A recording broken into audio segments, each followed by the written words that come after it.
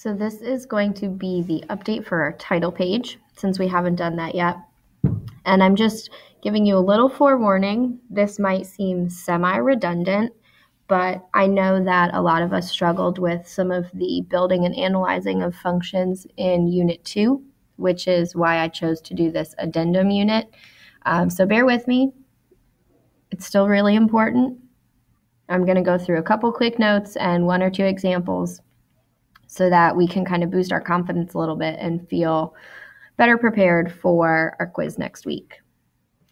So as a reference, as we're looking through these things, you can go back to page 35 and page 41 in our Unit 2 part of our notebook, and that's going to be our graphic organizers that talk about some of our key features of a linear function and an exponential function. And then page 41 is the different forms of the linear and exponential functions that we've talked about in class. So these are some just reminders of the identifying features of a linear function. And I also have some identifying features of an exponential function. Like I said, you can go back and reference page 35 for this as well.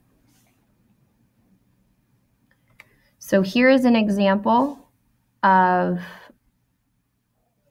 a question that we could be dealing with here. I'm actually going to go ahead and just type as I talk because y'all know I'm much faster at typing.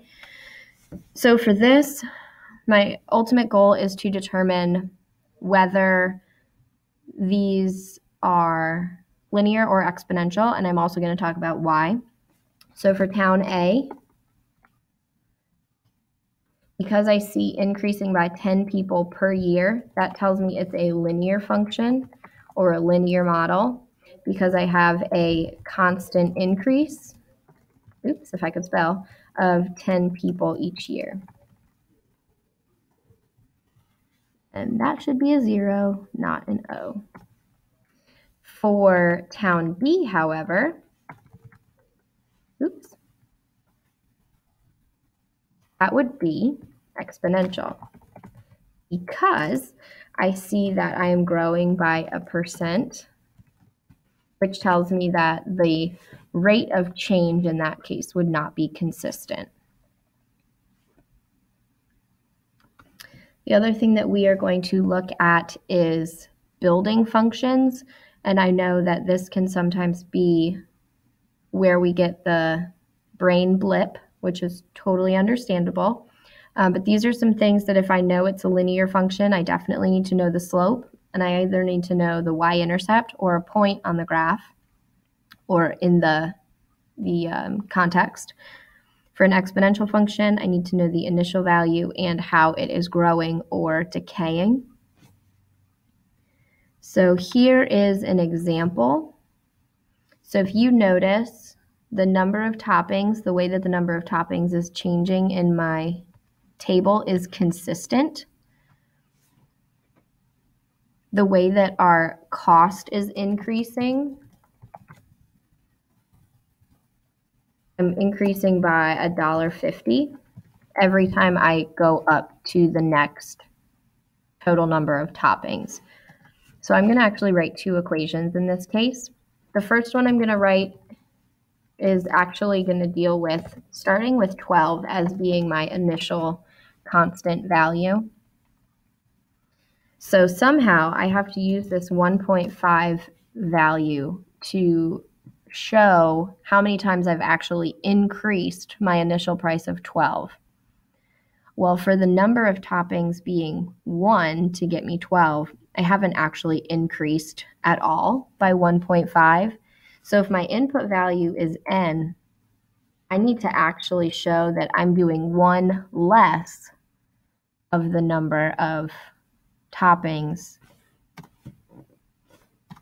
And that would, if I use n equals 1, this piece right here would turn out to be 0, the n minus 1, and so I would be just left with 12.